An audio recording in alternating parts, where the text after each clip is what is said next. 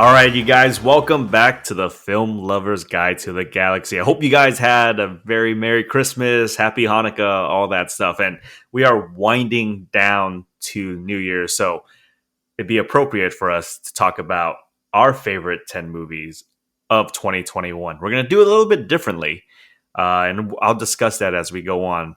But normally, we start this show with Joe's grinding gears of the week. But I thought, hey, this is the end of the year.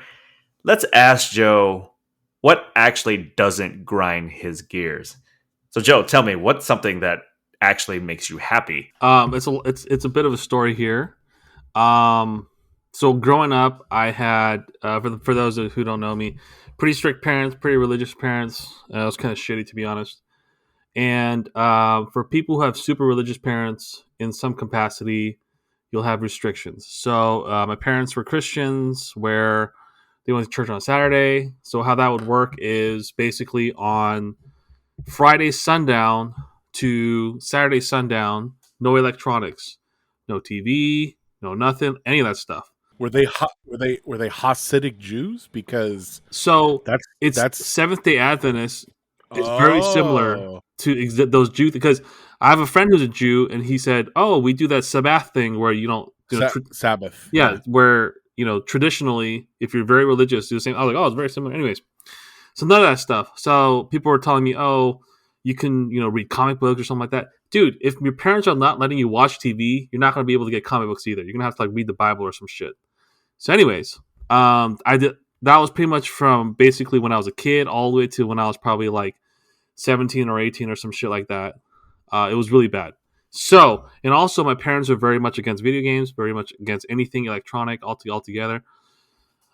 So what happened was, once I went to college and stuff, always I was into movies. And this is going to be kind of cliche because this is a movie podcast, and I'm going to say I love movies and things like that. But just coming from a background of someone who was very much starved of any kind of that stuff, anytime I was able to watch a movie, it was like a treat to me. And for a lot of my friends and things like that, they can do whatever they watch, whatever they want, do whatever they want. And it was amazing. But I never had that opportunity. So that's why the first time I went to a movie theater, it kind of stuck with me all the time. It stuck with the fact that the movie going experience, the weird colored floor at the Westminster movie theater, the popcorn, even the shitty seats. I didn't mind any of that, okay? And so when people were telling me, hey, I fell asleep at the movie theater, that does not compute to me, okay? That does not, and to this day, does not compute to me, because I go and it keeps me enthralled throughout. Even if it's a terrible movie, I stick through it. I'll recognize now. I mean, I guess nowadays I can sort of be like, this is kind of boring. But my whole attitude towards movies, my appreciation of movies, my appreciation of the art, appreciation of all the actors and the time and effort and the storytelling of it never went away. And I think that movies are a wonderful, wonderful thing. And I think that that will never leave me. It'll be a core of who I am. And so what I appreciate, and I can say with pretty good confidence in the fact that it's 2021 and we had a really ridiculous year, is that I appreciate all the movies that came out. I appreciate all the people that put in the effort to make all these movies. And I'm very happy that we had a good number of movies that came out that are very high quality. And I'm looking for more of that in 2022. This is the most wholesome you'll ever hear, Joe. Fuck you, man. I mean, and it's apropos. It's really good to think about that. I mean, this is the reason why, when I brought up this idea with Joe, with Jared, talking about movies and podcasts, we all here love movies for one reason or another. And I think this is really good. And doing this episode just to celebrate movies will be very fun to do. Now, before we do that, I just want to explain to you guys, one of the ideas I was thinking when we first started making this is doing kind of like a cumulative list when we were doing our top 5, top 10 list. So this is a different variation of that. I got a lot of new podcasters, movie indie podcasters that wanted to participate, submitting their top 10 lists. And so we kind of did it like an Oscar vote or MVP vote, where they make up a margin of a percentage of the votes. obviously with us three, we control 25% each of what the movies are going to be slated in here. But I thought it was pretty cool to get their insight with some of the responses here. So one of the questions we asked was, do you prefer to see movies in theaters or wait for streaming? There was 3 options: in theaters, streaming, depends on the movie. What do you think the overall response was? Damn. You know, I originally like when I saw this question, I thought to myself, I was like, like I don't know who's gonna choose at home, but then I was like, fuck, some of these movies, I would have been so pissed to have got in my car, paid a lot of money for the popcorn, and like, you know, the going to the theater or the show, as my grandmother used to call it. It's like a whole thing, you know, but like, fuck, I would have been so pissed if I shelled out all this, like the time and the money and everything, and just had like a complete dud. Yeah. You know, like Cats would have been a perfect like day and date movie. And I bring up Cats because I was just texting my friend that was the last movie before Dune that I went and saw in the theater because of the pandemic, and like being deprived for so long of that was pretty gnarly. But like I actually went with both. It depends on the movie. Yeah. Because there are some movies that you need to see in the theater. Some of them are like, oh shit, I'm just gonna hang out on my couch and then pop some popcorn on the stove, you know. Yeah. What about you, Joe? What do you think was the overwhelming pick here? You know, I want to say at home because there's the cost factor, obviously. There's the leisure factor. And so I think people, when you're looking at, let's say you have to watch 10 movies in the next 3 months or something. Mm-hmm. I mean, you could be less selective. Like if you were streaming something and you watch it like this is shit, just turn it off and watch something else. But if you did that at the movie theater, you're kind of stuck there because you paid for it and you're watching the popcorn. You're just gonna try to do it. Yeah. So, and Corona and all that kind of stuff, and I'm hoping most people are smart about it. I want to say at home. I thought the answer would be at home. I, shockingly enough, picked in theaters because I still love the experience. I'd rather watch I'll take that risk with those movies. But almost over 60% of the people said depends on the movie. That's why I think day and date makes sense. I think it really is. Shockingly enough, streaming option alone, only 2 people picked all the surveys that we had. So it was less than 10% because it was like 60, 30, 10. 30 would be in theaters. So there is still people that just wants to see it in theaters, right? The preference. But I think, what Jared's saying, day and date makes sense. And I think we're seeing that shift now. And even if it's like a little bit of offset, like the Tragedy of Macbeth, like is a pretty niche looking movie. Mm-hmm. And it comes, I think it's a 2-week or 3-week kind of in theaters, and then it goes to streaming, which I'm totally fine with.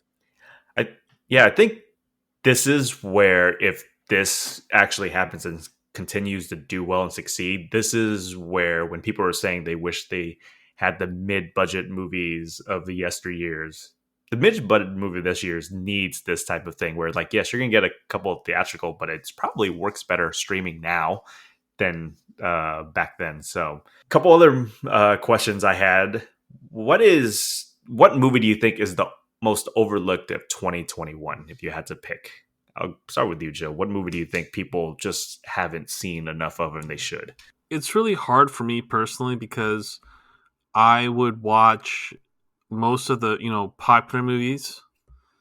I mean, you mentioned Card Counter, and, I think, I'm trying to, when I was trying to answer that, I was trying to think of a movie that wasn't necessarily advertised as well.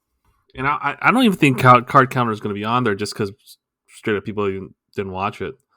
But if I had to get one, that'd be it. But this isn't something like to get a response. I wanted to ask you, like, what movie do you think is the most overlooked? Counter. Something like that. I mean, then again, I was also trying to think of like bad movies, but those aren't overlooked. They're just like, that's bad. sort of thing. Like overlooking means in my opinion, is like they forgot about it. Yeah. So that's sort of what I'd go with. I mean, for me, it's The Last Duel. I think it just had bad marketing all around together. And it's not a movie that should be strictly in theaters. This is where day and date makes sense to have on there because it really is a good movie for you to check out. I chose Last Duel as well, I believe. Not because people should have this. No, it was terrible marketing. It was all of the above, and in a year when movies were really weird, like a really crazy period piece with Matt Damon and a fucking mullet. Yeah. Rashomon, but with white people, isn't gonna get people to go to the movies. Yeah. I always thought that movie came out around the time something else big sort of came out, if I remember. Because I know it was end of October. So the thing was for me is I remember this because I'm a big fan of Matt Damon. So I remember seeing this trailer in a movie I was watching at the time. I forgot what it was. I'm like, oh, it's cool. And then like I never heard of it again. So I don't know. Like I guess, and it's a medieval movie. Yeah. It is an adult fare, so I get that. So, but I think, like Jared said, the marketing was just absolutely atrocious for this movie. But yeah, here's a couple of responses some of the people have. Barb and Star go to Vista Del Mar. Oh, yeah, I will agree with that. That was a delight. That was a delight. Movies like Zola, Mitchell versus the Machines, which I agree with 100%. Riders of Justice and Lamb. So there's a couple good movies that I think if you haven't heard of, you guys, then it's probably overlooked and you guys should probably check out. Another one is I asked up to 5 favorite performances. So let's just name a couple performances that you guys love from actors this year so far. I think we can agree, even though we were iffy with the movie, Will Smith as Richard Williams is excellent. Yeah, I was debating putting him on my list for that just because I was so apathetic towards that movie. But I agree. He did a really good job playing that dad. But, it's Will Smith. You're going to get a good performance from Will Smith. So I don't know if I was all that surprised. But right. Yeah, I mean, coming from performances that were... I'm just I feel this year had kind of, few really amazing standout performances that lasted. I don't know. Maybe that's just me. I don't know. What do you guys? What are some of the other ones that you guys have on your Joe. list? What other performances this year that just stuck out? I had Daniel Craig on No Time to Die. I did have Will Smith there as well. I'm trying to remember my list. I forgot what I put on my list, but oh man, I agree with you because I was looking at your list. John Cena on there for the Suicide Squad. Oh, that's right. It's shame on me for overlooking that. Yeah, that Suicide Squad was a mediocre movie, but John Cena, like it was awesome, right? And so you have that weird sort of evil part of him, the funny part of him, it's comedic, it's if you took out John Cena, that movie would be so bad, I think. And so that sort of gives credit to, the actor in it, right? So yeah. And he wasn't necessarily, the main actor, right? And so I mean, I know he's getting his own spinoff, and I think that's just due to the fact that he was great. And I'm a big fan of John Cena. I think that I don't know if you want to say he's necessarily following in the footsteps of The Rock or anything, but yeah, I dig it. And I had a great time watching it just because of him. Obligatory my mention of Pig with Nicolas Cage. Okay, yeah, Nicolas Cage is great there. Like I don't think you can get much better than that. I'll put him up against any of these jokers on this list. So yeah, there's a couple that I have. One, if we're sticking with the comic book, I think Shang-Chi and the Legend of Ten Rings doesn't work as well if you don't have Tony Leung, the guy that plays the father in the movie. He grounded that movie so well. And the fact that, the movie was allowed to be, when him speaking, it was like 70-30 in him speaking.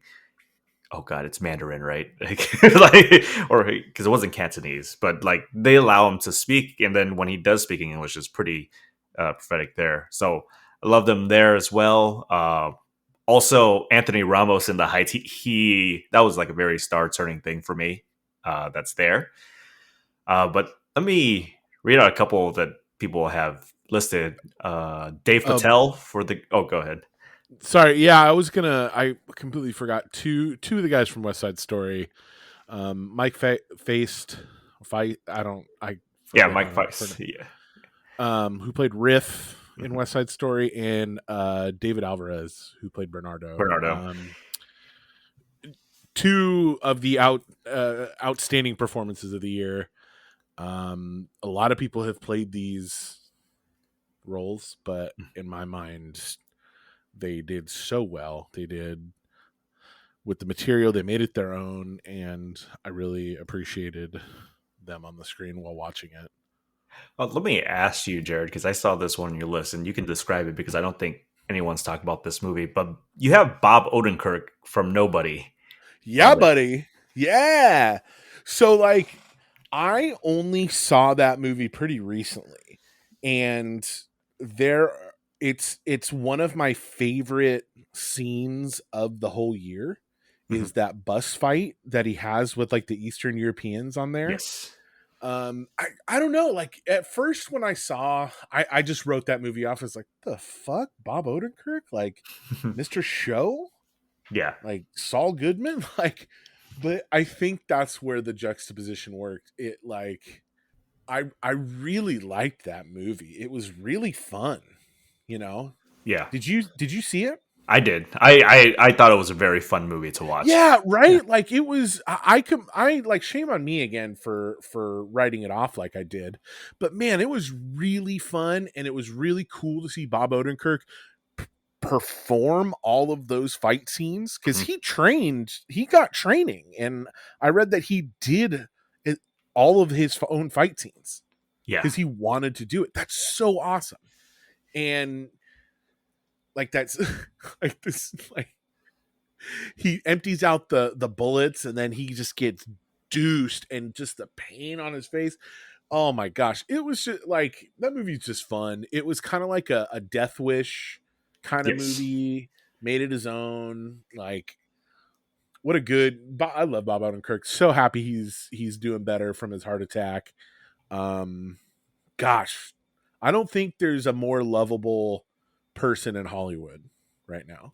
So yeah, let me read some of the people that said what their favorite performances. Dave Patel in The Green Knight. I can 100% agree. He had a really great performance there. From Licorice Pizza, both Cooper Hoffman and Bradley Cooper, people love there as well. As they got a couple of returns. Andrew Garfield in Tick Tick Boom. Did you get to watch that, Joe? No, I didn't have time. I know you mentioned it, but I'm gonna definitely watch it. Yeah, so that as well, and then on this list as well, a lot of mentions for Benedict Cumberbatch in The Power Dog, which, like I said, he was excellent in that movie there as well. But let's talk about the actresses as well. I think I'm one of the few that will say this: Spencer, the Princess Diana movie, doesn't work without Kristen Stewart's performance. She is so good in that movie. And I absolutely love it. But what about you, Joe? What are a couple actresses that you were like, shit, did really well this year? Dude, you're gonna have to send me the list. I don't remember any of this shit. Here, I have a couple that you have here. So you have Rebecca Ferguson for Dune. Right. Okay. You have Rosamund Pike for I Care a Lot as well. I have something to say about so with Rosamund Pike, and I did mention for I Care a Lot being good first half, bad second half, and I think that she's the reason that overall the movie's okay because she's such a hateable character, which is what you want in something like this. And so I think in the sense that she played a character that you want to hate was really well done. With Rebecca Ferguson, it's Dune. She did an excellent job, especially that scene where she's crying outside the door trying to figure out her son's going through all that shit. Um, I like her. I like her in a lot of things she does, but I think it was especially in Dune.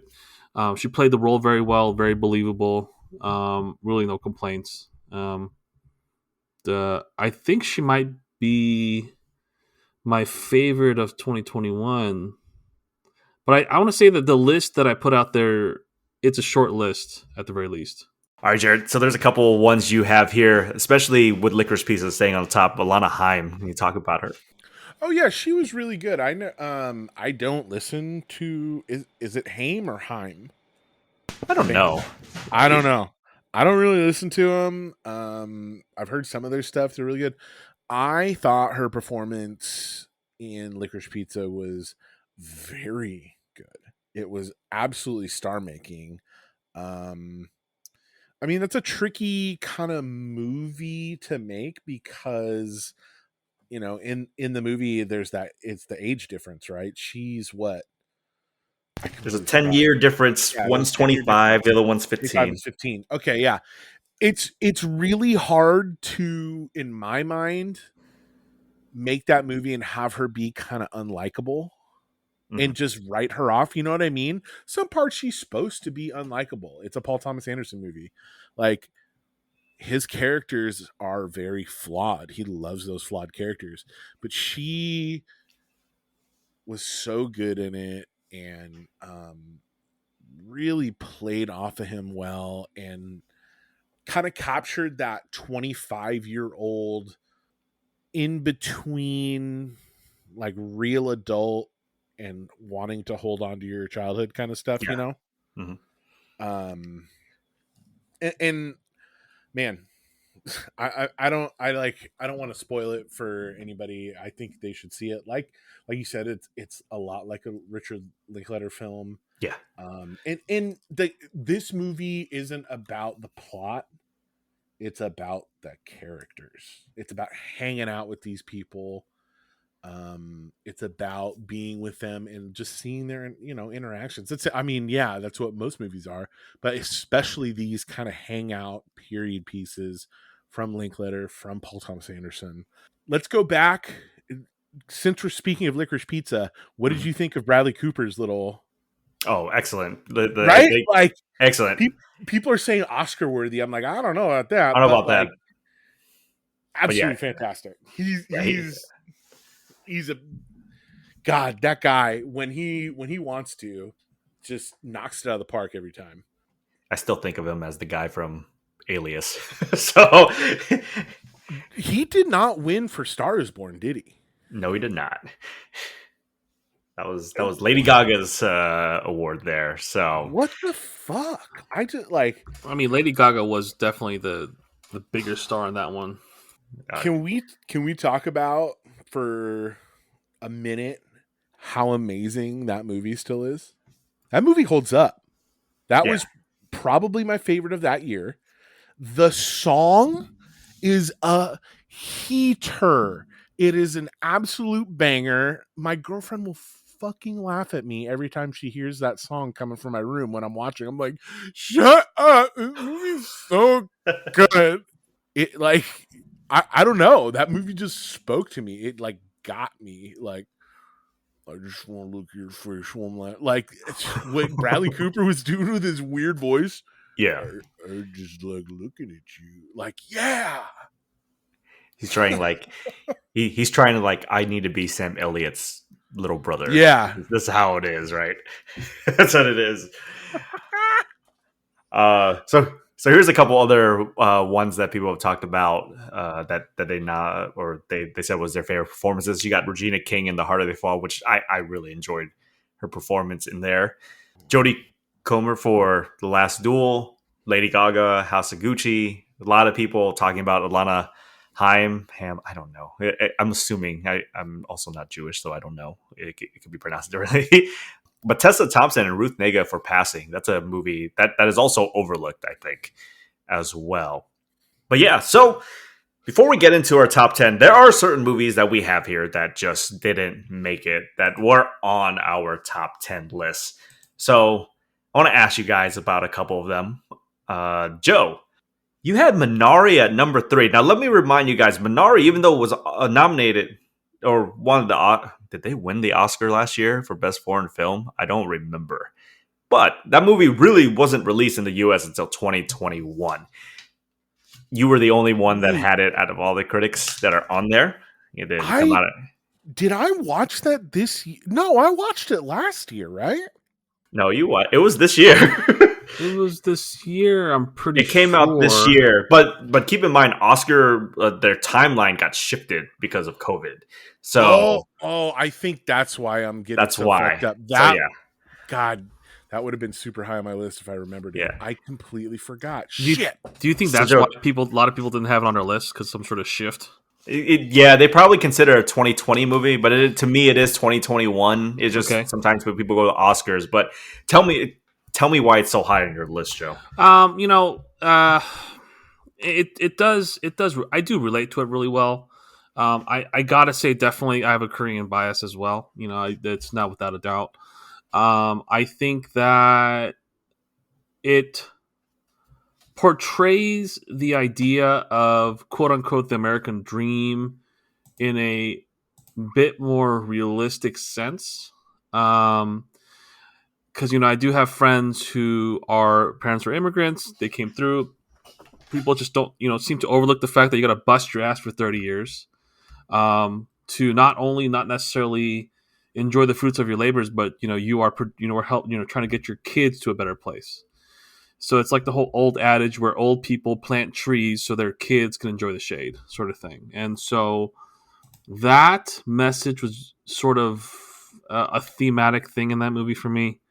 And obviously because people think the movie's good because you got Oscar buzz and all that kind of stuff. And just it's a beautifully made movie. There's scenes of beauty, scenes of drama, scenes of sadness, and so it just resonated with me very well as a first generation Korean dude, and so that's the reason it's that high on my list.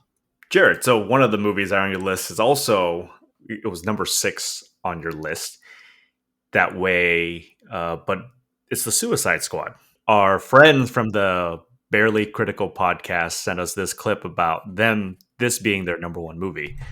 Look, what? Oh my god, what? Wake up.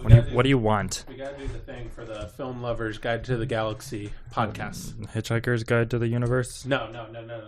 These guys are much better. Oh. So we have to talk about why we think the Suicide Squad is the best movie of 2021. It certainly is. All right. So I want to make the point that this movie completely redeemed not only the name of the Suicide Squad, but the DCEU as a whole. That's such a good point you're making. I really liked how it brought like a few of the characters back, Harley Quinn, Rick Flag, and just made them so much better. Yeah, exactly. Really gave them a namesake. Yeah, and then introducing us to new characters like Peacemaker, the Ratcatcher 2, Idris Elba's character as well. Just all knockouts, all phenomenal. Just a well-made film. Yeah. So that is our opinion, our barely critical opinion. Thank you to the Film Lovers Guide to the Galaxy podcast for having us on.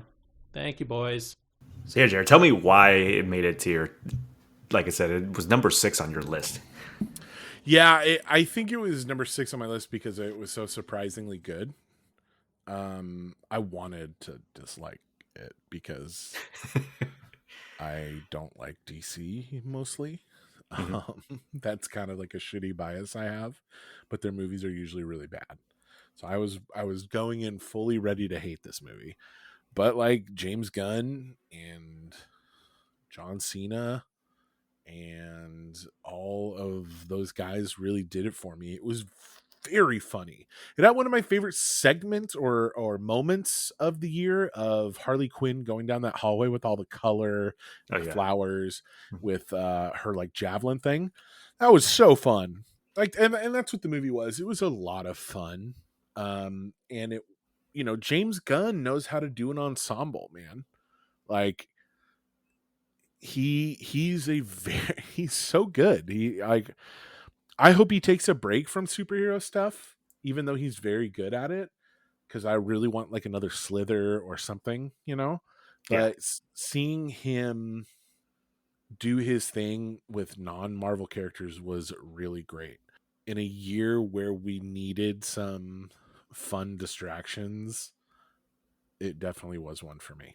Yeah, on number 6 on my list, I was talking about it earlier before with Kristen Stewart, but it was Spencer. I think that movie is just excellent. It is not a real most Princess Diana stuff. There's a certain timeline that everyone's trying to follow, but this movie was more about kind of like her inner struggle, and it played out like as if it's like a psycho horror movie because she's always afraid of things happening. And it takes over a weekend during Christmas. I absolutely was enthralled with the movie, and it's something that if you guys seen Jackie, which had Natalie Portman several years back, it's kind of almost like that, but in a different sense. So that movie, I am shocked, or not shocked, but I'm disappointed it didn't make our top 10, but that's fine. Another movie that a couple people had votes on, but we just didn't score high enough was Coda. That is the only movie from Apple TV so far right now that I think is just hits it out of the park. So Coda stands for Children of Deaf Adults, and it's just it's a coming of age story about a girl that is trying to be herself but not disappointing her family because her family is very dependent on her since she's the only one that can hear. So she's always got to be there to sign things for their family, and I thought it was very heartfelt as a family movie, and I really enjoy those type of movies there. Joe, one of the other movies that you had on here that didn't make it, but one of our friends from Mortal Kombat podcast, we call him the mod with the most, Steven from Steven's Corner. He said, for my number one film of 2021, I chose a part 2. Sequels are tough, and even more so for surprises like A Quiet Place. Taking risks like eschewing streaming and being theaters only, starting with a flashback, picking up where they left off, paid off, and helped kick off the return to theaters in some areas, and an unofficial theme of 2021. Strong women overcoming and persevering, even if it was not intended to be a 2021 release. He also said Cillian Murphy slides in well as a surrogate father figure. You had this as your number 5 movie. Talk to me a little bit about it. A lot of it has to do with the fact that the first one's really good as well. I think I think the second one did a good job as a sequel, sort of continuing the story for the first one. And I could say that for a lot of sequels that are out there, what they'll do is the first one was really good, and they wanted to they're not trying to extend the what worked in the first one, but they want to try something different. And I can understand that. From a creative standpoint, you want to try something different, but I want to say a lot of the times doing something different kind of falls flat on your face because people, when they watch a sequel, they're like, oh, I liked X, Y, and Z of the first one. And they want to see elements of X, Y, and Z in the second one, which they did here. So when I watched the first Quiet Place, it was definitely an interesting movie because I think it's been a long time since I've seen a movie where it's basically a silent movie with a horror silent movie, so to speak. The tension was there all the time. The aliens being some sort of unknown altogether. The reveal being crazy, scary, and the loss of John Krasinski at the end, also kind of like a very interesting thing to do. So with the second one, I think they took elements that worked well in the first one, kept those, and expanded on them very well. Okay, kept the same family. Again, you said Cillian Murphy. Again, I agree with what he said. Cillian Murphy being the quote unquote stepdad or whatever you want to say, however you want to say it, makes it really, really well done. I think that's just what it is. It's just a solid movie that took the elements that worked in the first one that which made it good.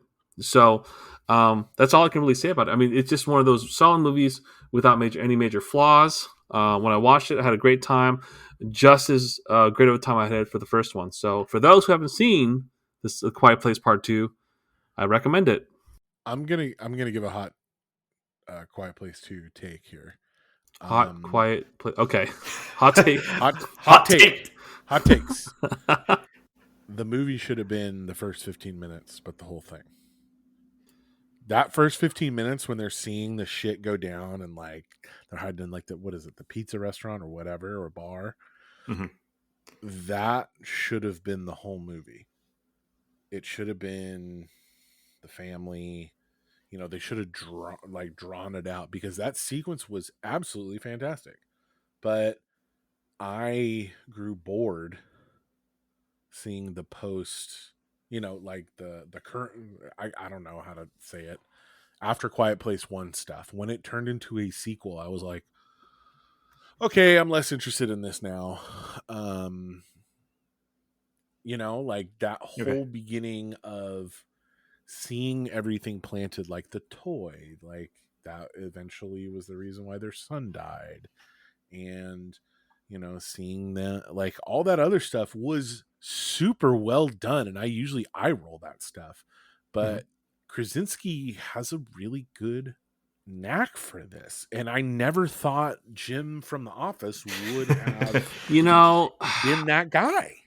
I still want to say that with Krasinski, and I hate to say it, he's still Jim from The Office to me. Like, I think that he did excellent roles in movies he's been in.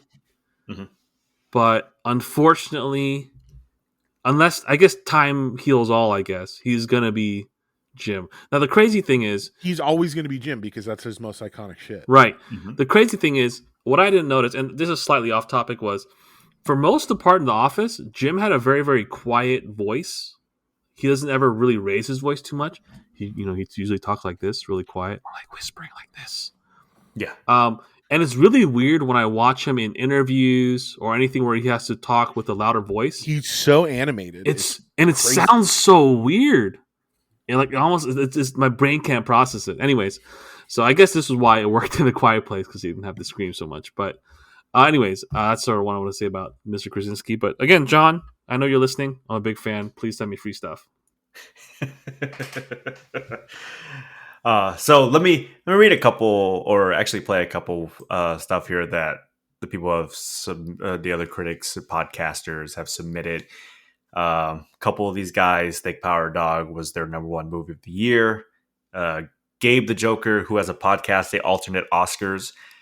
He says Power Dog is a powerful examination and deconstruction of old Western myths, toxic masculinity, and relationships between both men and women. Few other films this year have such a control of atmosphere and tone like this.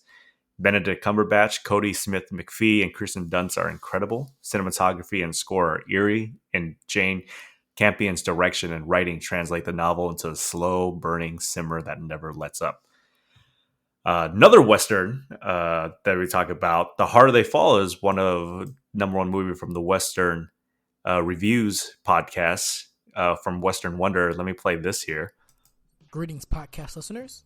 I'm the Western Wonder, host of the Western Reviews podcast, giving you my number one pick for my favorite movie of 2021. This honor goes to none other than the Netflix Western movie, The Harder They Fall.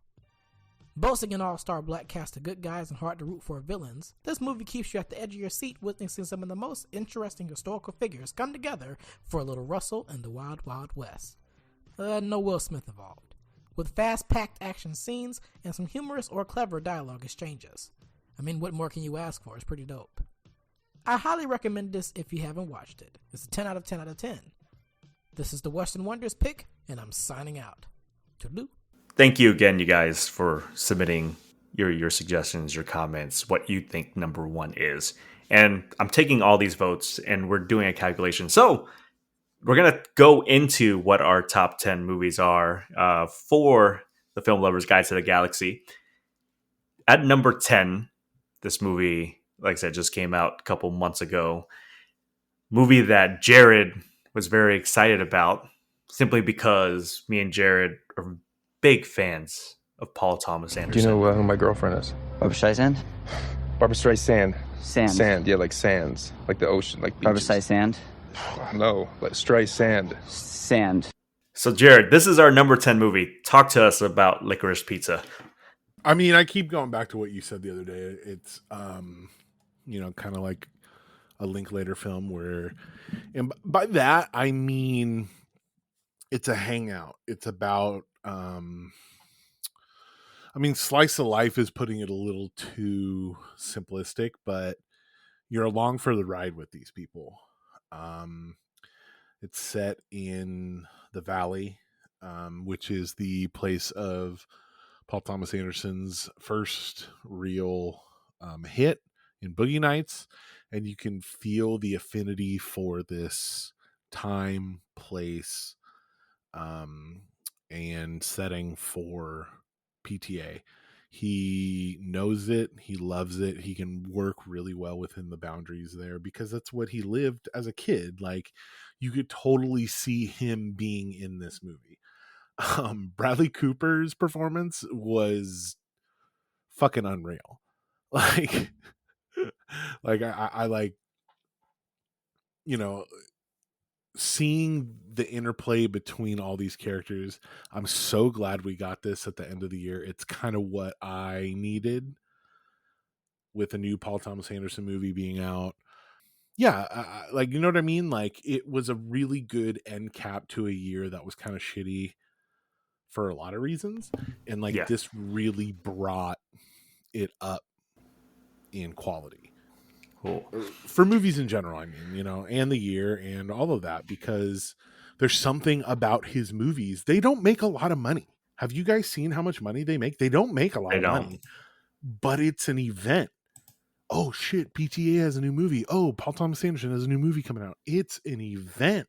And I think even if his movies lose money, I think they're good for movies. They're good for the industry. It's healthy. Yes, they are. And I think that's why he gets recognized a lot as one of the best, or if not, at least top 3 American directors right now. I would probably put him.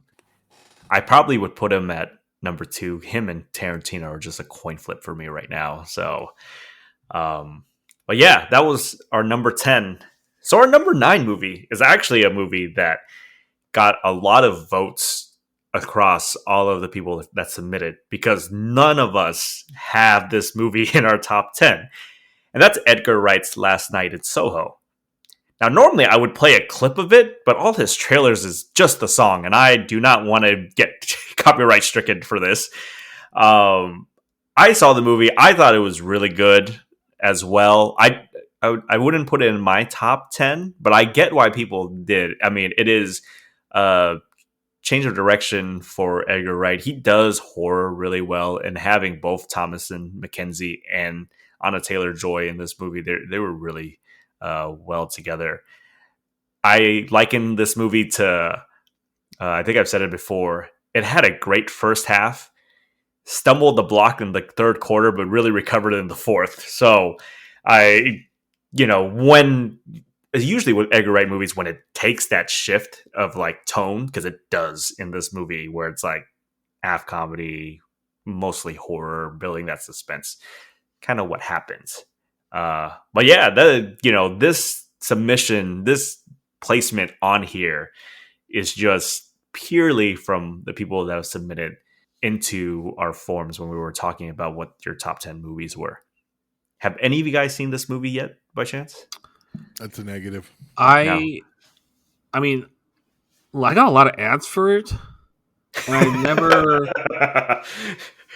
really advertised. So did I. I felt like I knew all about it, but and I feel because I got so many targeted ads. Yeah, it's like almost as if they knew I didn't watch it. They're like, "Watch this," and I'm just like, "Nah, I'm good, dog." I don't know what it was. It was the nah, dog. I'm busy. I'm doing homework. I'm typing an IP. Just, what are we doing? I don't know. Like I've watched a trailer for it. I sort of read tiny bits of details about it. Mm-hmm. It's not fair for me to say, but I just didn't find it intriguing enough to watch. Is all. Not to disrespect anyone that did watch it. So I'm going to reserve my comments to that. Cool. So at number 8, it's a animated family movie that is a Netflix exclusive. When I heard about this movie, I was thinking to myself, it can't be that good, but it was recommended from a friend, and I watched it, and I was like, oh shit, this movie is great. Is that a burnt orange 1993 station wagon? Or is it... Who are these unstoppable warriors? We're the Mitchells, the only people who can save the world. I'm super sorry, everyone. The basis of the Mitchells versus the Machines is pretty simple. AI has taken over, and only one family can stop him, and it is the Mitchells. But it's more than just that. It really is like a coming of age story where the daughter is finally going to college and is trying to separate from her father, who is the complete opposite of her. And they try to find, bonding, growing together. I did not expect this movie to be that good. And I was very shocked at how great this movie is. It's made from Sony Animation Pictures. This is their second best movie outside of Spider-Man Into the Spider-Verse. Like, the animation in this movie is great. And for some reason, these are the same producers, Lord and Miller, that are doing this as well. So if you guys trust that duo when it comes to either the writing piece, the comedy piece, I would highly suggest watching this. But yeah, it made it onto our list at number 8. Did you personally have this in your top 10? I did. I had it at number 6. Or not number 6. I had it at number 8. I forgot I had 6 and 7. But I had it at number 8. So it made it onto my list. Right on. I thoroughly enjoyed this movie. I don't know, just because I haven't watched it. That's just, again, I try not to judge book by its covers for everything. With animated films, it's hard for me to get really into it. But now that you recommend it, now I'm probably gonna watch it. That's sort of how I go with. But with a lot of animated stuff, unless it's like a big animated release, like for example Spider-Man or something like that, it's hard for me to jump onto the game as all. I didn't watch a lot of animated movies this year.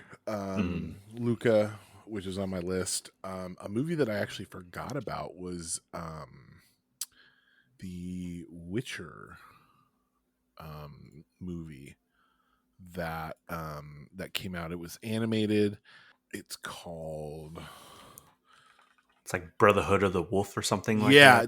The Nightmare of the Wolf. Okay. It is... guys, it's really brutal and very, very good. Highly recommended. It's not for the squeamish. It's pretty brutal. But man, it's all the reason why I love The Witcher. Because it's, got like the political intrigue as well as really cool beast stuff. We're going on to number 7.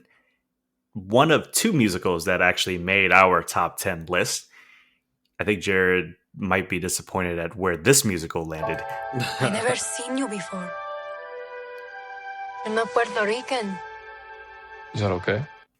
Jared, I know this is our last episode. Just imagine it with a deadpan bass. Is that okay?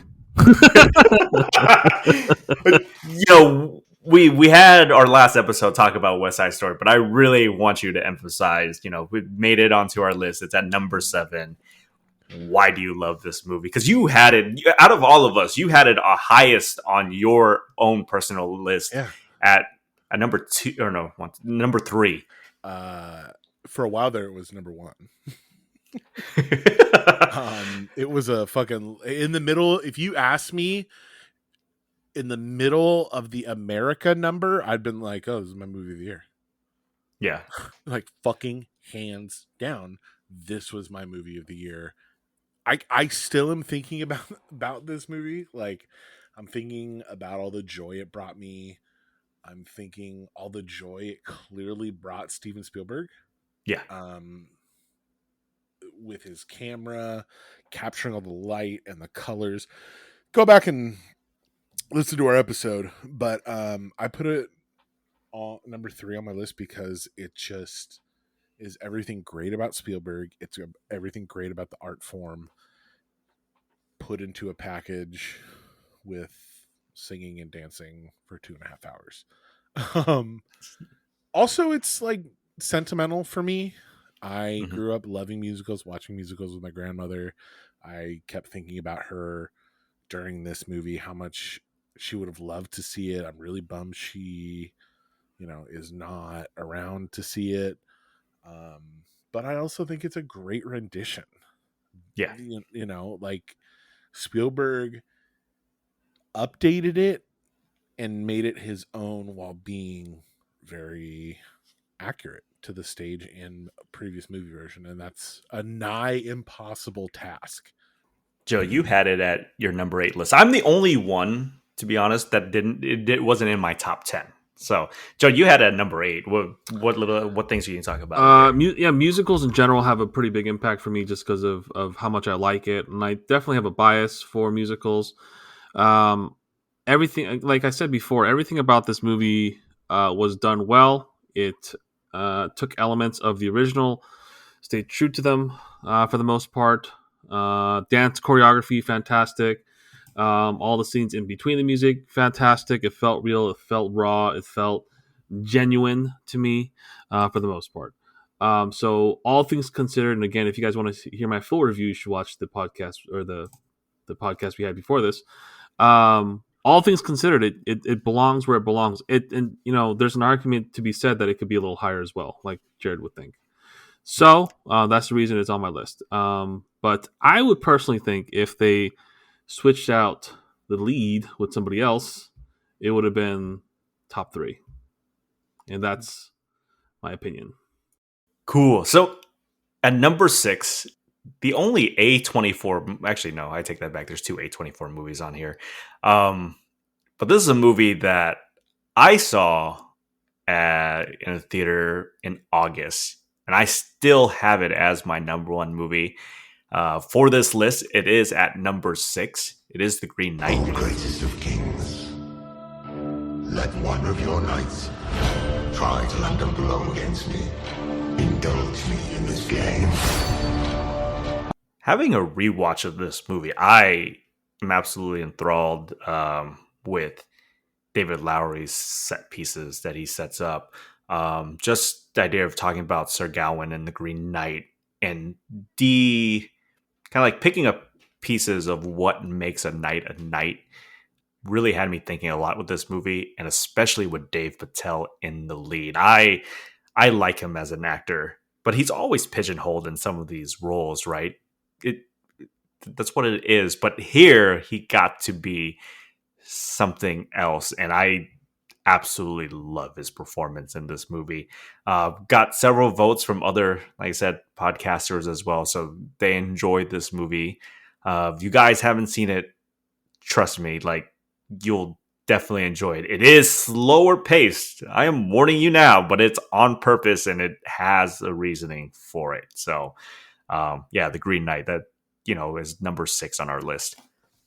All right, you guys. So we are now into our top 5. At number 5 is the only superhero movie that made this list.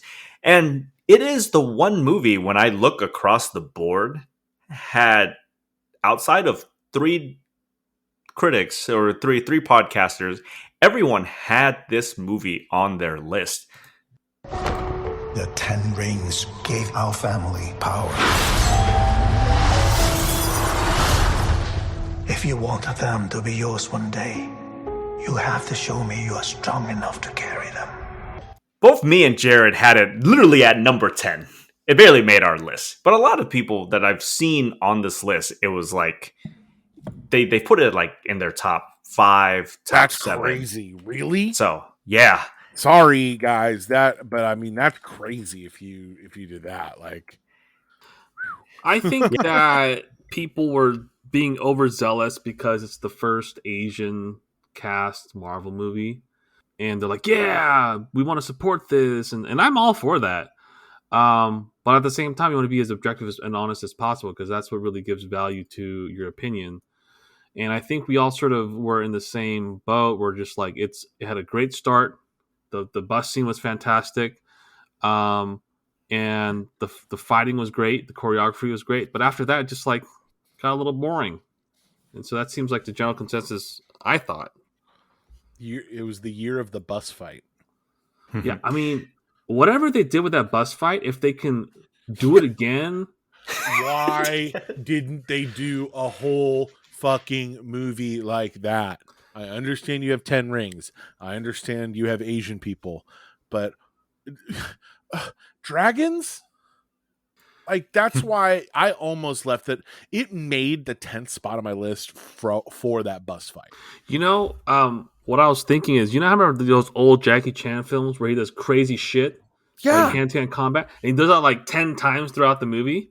And there's a reason, you know, that shit is always like so. It like holds the test of time. It's just Disney just putting their or Marvel, you know, whatever, putting their fingers in. You got to have this giant, ridiculous fight. So Yeah. I think if they're like us, I am more forgiving of the last third of the movie simply because I enjoyed the first 2/3 well enough. Because I recognize that Disney, Marvel needs to do that stuff, which I'm hoping they get away from at some point, because you can't use the first phase of your movies like post Endgame. You can't start doing this stuff again because it's going to get very tired very quickly. But like, I'll reiterate, I think Tony Leung is the reason why this movie works so well, and that's the reason why I can forgive the last third of the movie. like, yeah, I guess, but like, man, you're right though. They gotta stop doing this bullshit, like this whole fly around and zap each other with their hand lasers. I loved WandaVision. I thought WandaVision was one of the best shows of the year, but God, at the end, it's like pew, pew, Just pew, giant pew, red pew, pew, box. pew, pew. Yeah. Yeah, and like, I love it in Dragon Ball Z. Don't get me wrong, because Dragon Ball Z is a fucking sweet show. Yes, but not like I want more from my Marvel movies. I think for this one particularly, I don't know if there's going to be some sort of weird sequel. I didn't really read into it, but if they can do the hand-to-hand combat more frequently. And I don't know if that's because it's a limitation of the actor or the choreography or safety reasons or whatever. But if they can do more of that, I think it lends to a much more, I don't know, for me personally, acceptable action hand-to-hand Chinese combat movie, whatever, martial arts thing. Oh yeah, I think as long as they keep, this is what happens when you get to Endgame, right? It's like you keep scaling up. At some point, if you scale down, it'll work. Like, it doesn't always have to be about big disastrous monsters taking over the world. At some point, it can be something small. But it's something that they got to reset. You know, maybe they split the rings 5-on-5 and they start doing hand-to-hand combat, and something like that. It'd be kind of cool as fuck. But yeah, this is by far on all the podcasters that have submitted this. I'm not saying it's their best movie, but I'm saying a lot of them have it at 5 to 7, and this is why I got it to 5. I contemplated putting Spider-Man on, even though I haven't seen it yet, because I know that's exactly what I did before I watched it. It's on my list. It's just like, this is going to be on there for sure. Because so no spoilers. I don't want to hear anything about it. Joe, did you like it? But so you want my opinion of whether I liked it or not before you watch I want the movie? you to give me the Roger Ebert. Is it a thumbs up or thumbs down? Yeah, buddy, this was good. Or this is I'd pay to watch it several more times. Okay. Chill. That's all I need to know. Yeah, there we go. At number 4, I think this is the better musical that made onto this here. And all the other podcaster visitors as well. So, but like you're factually wrong. Yeah, 96,000. Damn, 96,000 dollars. Holla, 96,000. That's a lot of spray can. 96,000. Oh man, I absolutely love this movie. Wait. You pandering person, because you played the best number from that song. I did. From that film, and you played like just a line of dialogue from the other. Wow, Johnny. Hey man, this is what happens when I can control the editing. Underhanded tactics here. But I mean, this movie was fine, but it's not and wasn't as good as West Side Story. One, because it doesn't have Stephen Sondheim writing the songs. Right. Got my man Lin-Manuel Miranda writing the songs list. I think for me, this was number 3 on my list of 2021, and it's just because of how joyous the movie was. Like, I think we talked about it earlier. It's like this movie hit at the right time, at the right place, and I just couldn't get enough of it. This is the one movie where I watched it once, and then I was like, my wife Dakota came home from work. I'm like, babe, we need to watch this movie. And I showed it to her, and so I watched it twice in one sitting. And then, I was listening to the soundtrack driving to work back and forth for like a couple weeks at a time. So, I absolutely enjoyed this movie. Did Dakota like it? Yes, she liked it. I don't know if she doesn't love it like me, but she enjoyed the movie. I think one thing I can say about it is, are these? I don't know if I looked it up or not. Was it all originals that he made for like the song wise? Were these ones that he from his Broadway play, or when he did that and they transferred over? Yeah, okay. It was all him. And when did that Broadway come out? Just so I can have a timeline. Is it like last before Hamilton? Oh, before Hamilton. Yeah. Okay. Yeah, this is his play that got him to Hamilton. Right. So I guess my question is, for those who like West Side Story a lot, West Side Story has been an established icon. It's established. It's iconic, no matter which way you slice it. It's Romeo and Juliet in theater and music. Okay. So I guess the challenge is, for anyone that writes a new musical or new Broadway, it is challenging. You can ask Sondheim, right? It's going to be hard to make a new one and hard to make it really good. So I guess the way I'm going to look at this movie is, we're in the Heights. If someone made a new quote unquote Romeo and Juliet musical original, how would that hold up against In the Heights? Okay, that's all. It's all hypothetical, but I'm saying is, at least with West Side Story, they're basing it off an established, well-known, well-liked, show and musical. With this one, it's a complete fresh one, which is always going to be hard. And it's sort of like almost like you're playing the game on hard mode, so to speak. Mm-hmm. So with that being said, I think that they did it well. And I also think, I'm going to say this is a factual statement as well. The lead in the Heights was way better than the lead in West Side Story. Oh, yeah. Anthony Marlos is way better than Ansel Elgort. Way better. I don't think anyone is going to disagree with that. I was going to say, put that guy in West Side Story. Just swap that. You were going to say Rachel Zegler. No. I was going to. He was ready to blow up. Yeah, but you knew that I didn't like. You knew I didn't like Ansel. Yeah, I didn't care for him either. So again, just because you remember the lead in the Heights is a Broadway, has a background, has a singing background, a choreography background. Toss that guy in West Side Story, man. So Jared, the way I did the point system, just to let you know, is like we get a majority of them. How you ranked West Side Story is how I ranked In the Heights. So the tiebreaker was the Joe. Joe ranked In the Heights higher than he did West Side Story. So if you're wondering why it's number 4 rather than number 7, thank you, Joe. This is where this is at. It's close. I like musicals. Close. All right, I like all musicals. Let that be known. Plus, this, how I said Shang-Chi had the most on their top 10 list among podcasters. Number 2 was In the Heights. So a lot of people enjoyed this movie. So our top 3 is actually, we all have it in some place in our top 10.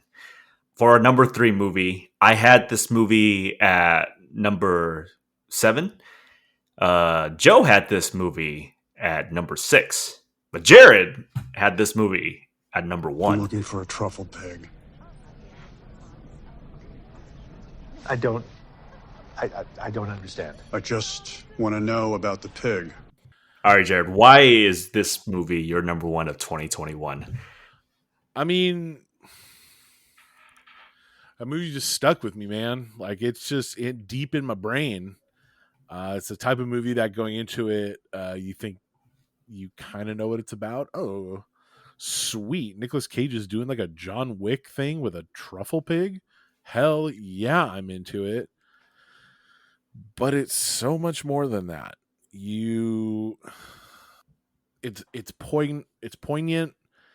It's, you know, and deep and rich. I keep thinking about it more than any other movie on my list. I mean, you guys might find that hard to believe. Like, I think about Dune a lot because I read the books. I was deep into it this year. But this movie is always kind of there for me. You know, the real pleasure of the movie isn't just with Cage, but but you just feel this confidence throughout the film. This is a first-time director and writer, I think, Sarnowski. I heard an interview with him the other day on The Big Picture from The Ringer. Fucking awesome. You know, throughout the movie, he's slowly peeling back these layers of this you know, world that he's built.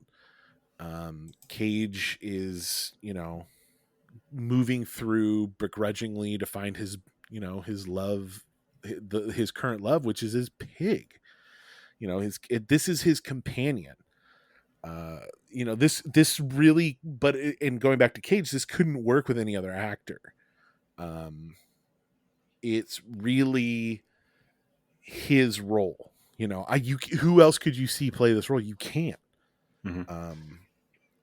You know, he straddles that line of his character being an icon of the food world and superhuman, not superhuman, but like human, like humanistic at the same time. I think when we reviewed it, I said they pulled they ratatouille'd the guy at the end. Yes. And that just kind of shows how, you know, much deeper and smarter it is than it first appears to be.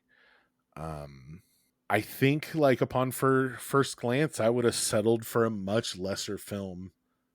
You know, one that had him beating up these meth heads like Mandy, and just to get his, you know, truffle pig back, and, you know, John Wick meets pig. Yeah, fucking Taken style John Wick to get my truffle pig back. But what we got was this thought-provoking meditation on grief.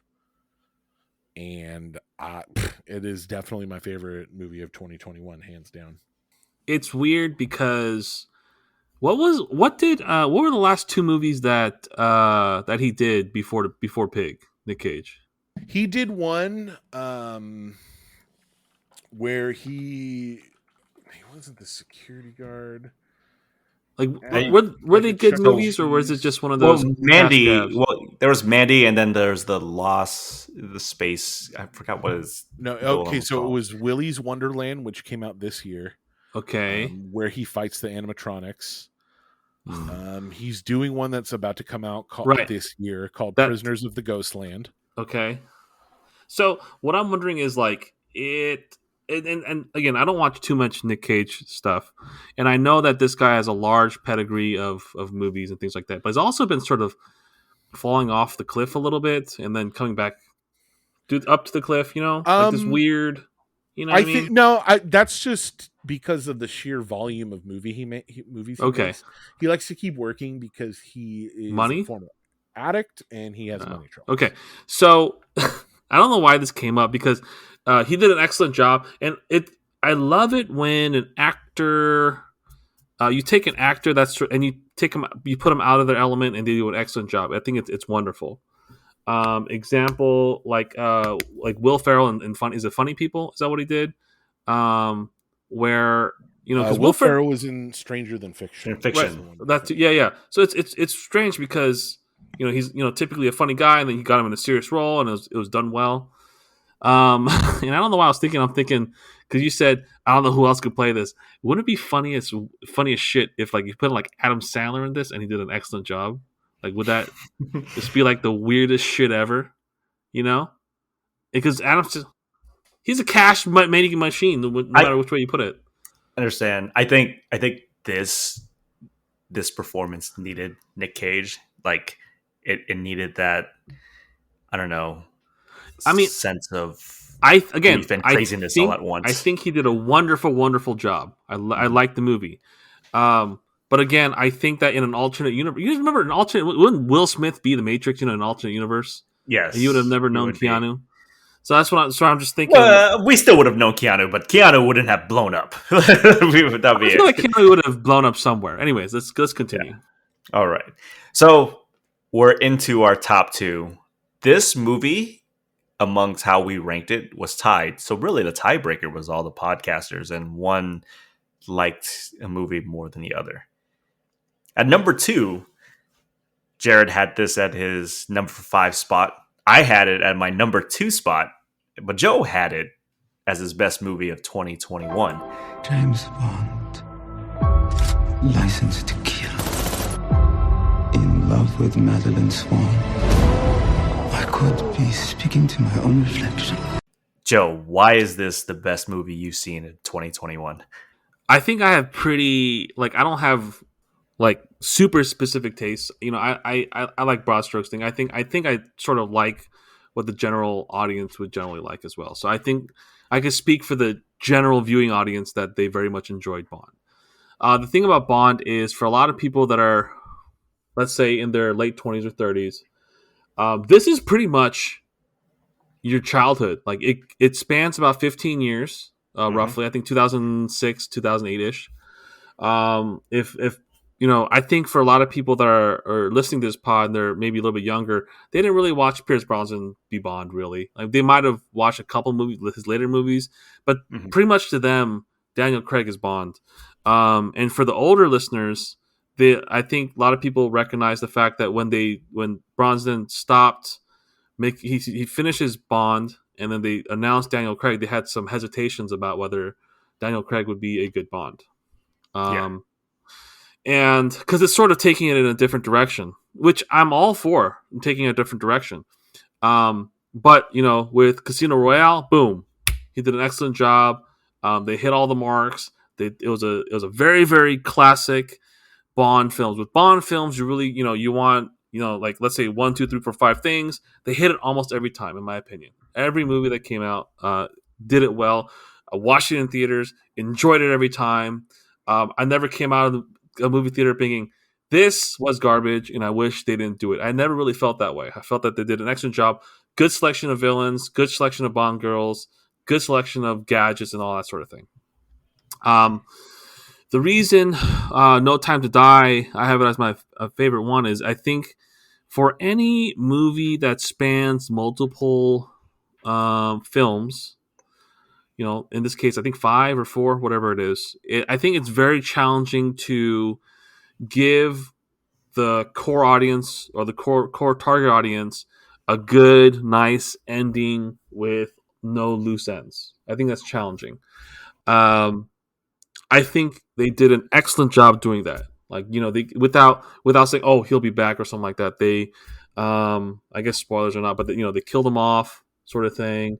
They did a good job of, I don't know, just the fact that he has a daughter, the fact that, you know, he finished the mission, so to speak, all that kind of stuff. And after leaving the movie, I want to say the general consensus was I like the way they, you know, tied off the story, or completed the story, I guess is the best way to put it. So, a lot of credit to Daniel Craig. I'm gonna miss him dearly. But I think the casting was incredible. I think the Bond girl was incredible. I think the action sequence were incredible. And this is something I will look fondly upon. Because 15 years is formative years, man. You know, it's just, it's something you're going to just going to look back on and say, wow, this, I think a lot of people are going to look back on this and say, wow, this is very well done. And the fact that they were able to pull it off really makes it my number one. Yeah, I think if The Green Knight wasn't in didn't get released this year, this would have been my number one for all the things you said. I think it caps off the Daniel Craig era really well. And this is saying something because I thought Rami Malek's bad guy wasn't that good. And yet it kind of trumped all that because of the things that they introduced. They made me care about Madeline Swan because in Spectre, I didn't get it. It didn't make any sense to me what that relationship looks like.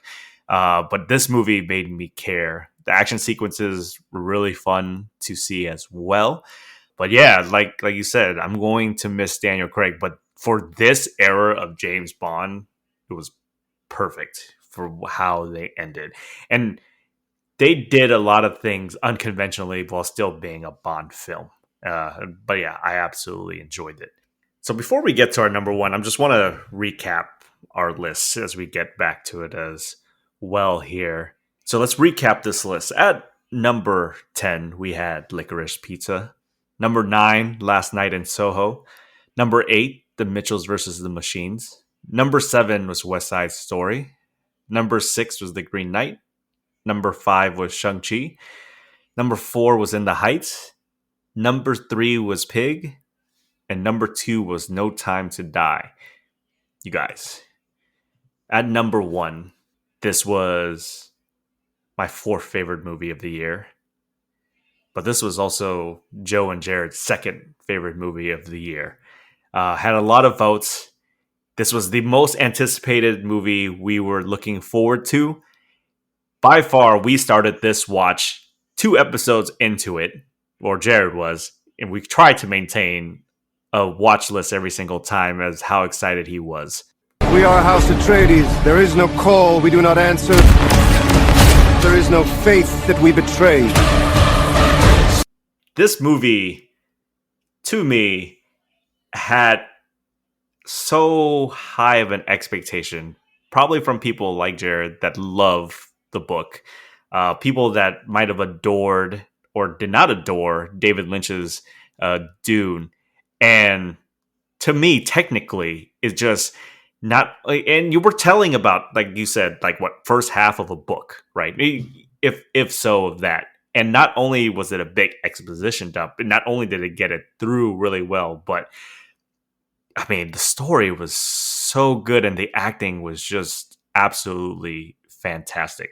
What about you guys? Why are you excited that Dune here is number 1 on our list? I'm kind of shocked and happy and proud of us that we had the guts to put this movie. No, I'm just kidding. No,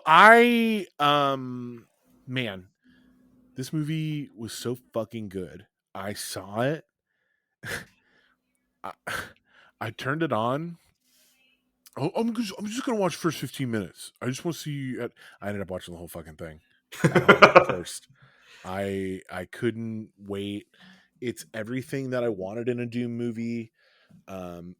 There's gripes, of course, but the size and the scope, Denis Villeneuve, blew my mind in the way that I can only imagine it is what it's like to ride the spice, if you will, and get super high on it. And Rebecca Ferguson was fantastic in it. Paul Atreides, Timothée Chalamet was turned in a really mature performance as Paul. Man, the Baron, all these guys knocked it out of the park. I don't think you guys understand how scared I was that this was going to be a huge flop. I was like, oh God, I was prepping myself. I was just like, oh God, I'm going to look like a fucking moron. I got to defend this now. No, there's no defending it. It's just rejoicing in it. This is how you make great cinema. It's got weight. It's got, explosions and interest. And man, I could go on we did a whole like really long podcast about it. Joe, what do you think? I'm just happy that it was translated well. I'm happy that the world building was done well. I'm happy that at least we have a sort of a benchmark of how the first one is. Second part, I can only imagine they're going to build on top of that, which is always also good. So again, like we said, we had a pretty extensive podcast about it that you guys can listen to.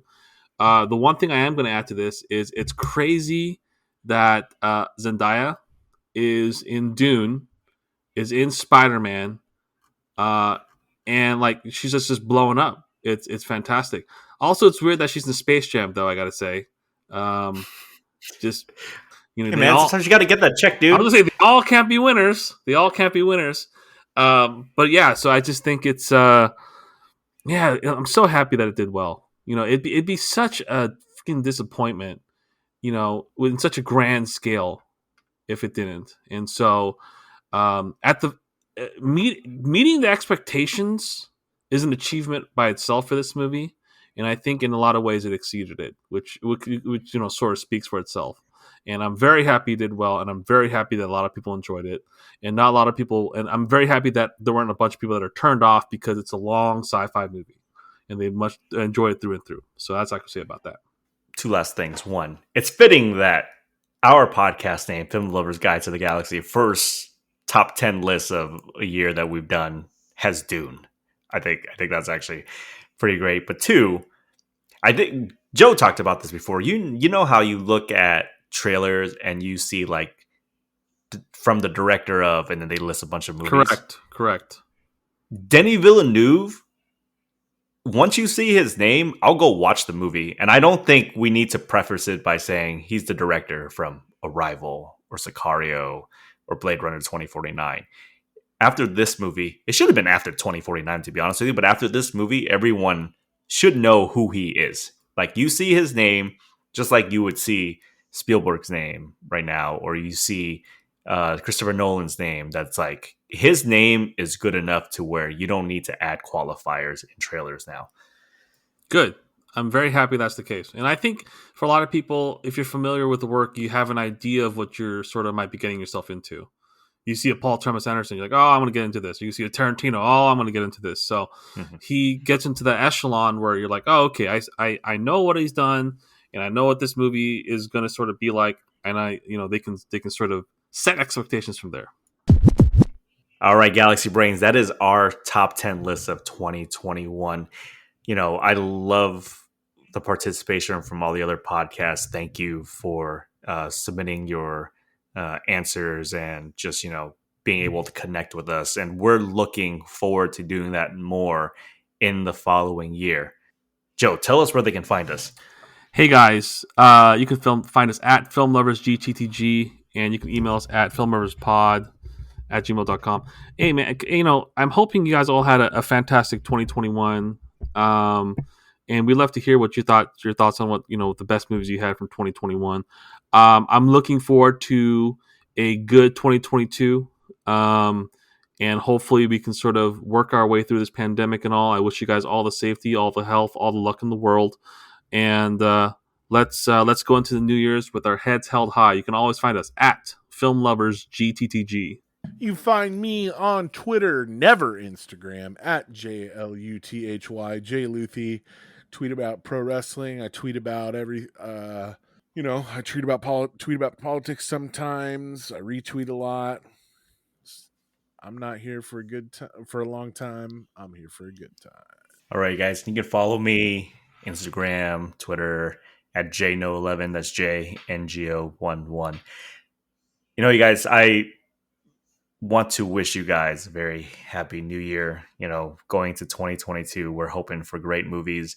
I also want to say, to both my co-hosts, we did it for almost a whole year now. I am very glad to be able to share this platform with you guys, just shooting shit and just talking movies.